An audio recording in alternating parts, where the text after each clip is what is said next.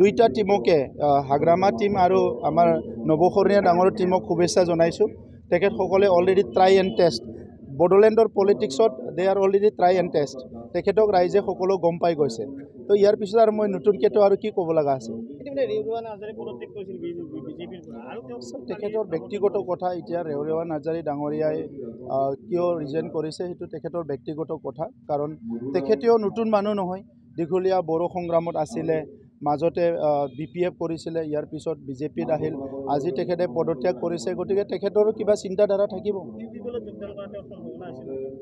এতিয়ালৈকে আলোচনা বিলোচনা তেনেকুৱা নাই, যদি কিবা থাকে পিছত আপোনালোকক ক'ম। নহয়, ছেপ্টেম্বৰ আছে, বহুত দিন আছে, আৰু ছেপ্টেম্বৰলৈকে আমি বহুত কাম কৰিবলৈ আৰু সময় আছে। এতিয়া আমি কাম কৰাত গুৰুত্ব দিছোঁ। ৰাজনৈতিক কথা কোনে বন্ধু হ'ব, কোনে শত্ৰু হ'ব, এইবিলাক আমি লাহেকৈ পাতিম বিহুৰ পিছত। কিন্তু এইকেইদিন অলপ কাম কৰাত অলপ মনোযোগ দিছোঁ, যাতে আমাৰ বাৰিষা আহি আছে, নদীবিলাকৰ সমস্যা আছে, স্কুলবিলাক ভাল কৰিব লাগে, বৰষুণ যাতে নপৰে, এই কামবিলাক আমি কৰি আছোঁ। তেনেকুৱা একো নাই, এতিয়ালৈকে তেনেকুৱা একো নাই, চব ঠিকেই আছে। ৰাজনৈতিকভাৱে নিজৰ কথাবিলাক নিজে কয়, চবেই কয়, আমিও কওঁ, কোনোবাইও ক'ব। সেইটো কাৰোবাৰ কাৰণে এতিয়া এইবিলাক কথা নক'লেনো মিডিয়াইনো ক'ৰ পৰা নিউজ পাব। গতিকে সকলৰ পাৰ্টিৰ সিদ্ধান্ত হ'ব পাৰে বা কিবা হ'ব পাৰে, এই কথাটো আমাক অফিচিয়েলি এতিয়ালৈকে কোৱা নাই। ময়ো দেখা পাইছোঁ মিডিয়াত, কিন্তু এতিয়ালৈকে অফিচিয়েলি আমি তেনেকুৱা কোনো কথা পতা নাই। আৰু অনাগত আহি থকা নিৰ্বাচনটো আমি কেনেকৈ কণ্টেষ্ট কৰিম, ইয়াৰ ওপৰতো চৰ্চা হোৱা নাই। গতিকে যিহেতু আমি কেন্দ্ৰত এলায়েন্সত আছোঁ, ৰাজ্যত এলায়েন্সত আছোঁ, কাউন্সিলত এলায়েন্স গভৰ্ণমেণ্ট চলি আছে, ইয়াৰ কাৰণে নিশ্চয় এটা কথা পতা টাইম থাকিব, তেতিয়া পাতিম।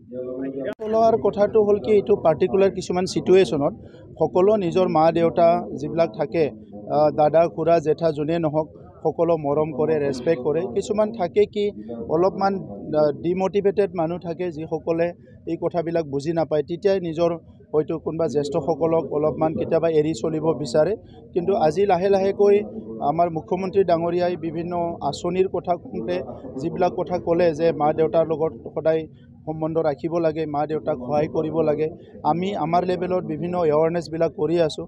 আৰু লাহে লাহেকৈ এতিয়া এই চেঞ্জিটাইজেশ্যন যিটো হৈছে বা এৱাৰনেছটো যিটো হৈছে, এইকাৰণে পৰিৱেশটো সলনি হৈছে।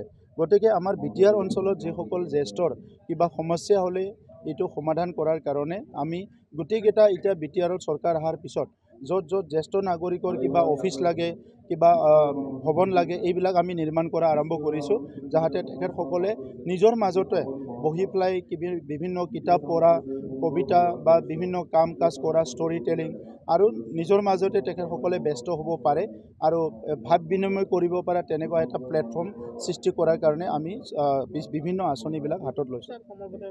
সকলৰ নেতৃত্ব আৰু আশীষ সদায় লাগিব, কাৰণ তেখেতসকলে সমাজখন বহু বছৰৰ পৰা খুব ওচৰৰ পৰা পাইছে, সমাজৰ বিভিন্ন ঘাত প্ৰতিঘাত সংঘাতবিলাক তেখেতসকলে দেখিবলৈ পাইছে।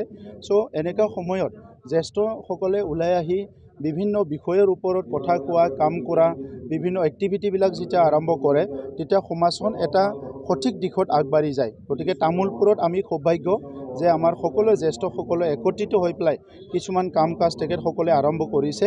তেখেতসকলৰ ভৱিষ্যত জীৱন মংগল হওক, মই এইটোৱে কামনা কৰিছোঁ।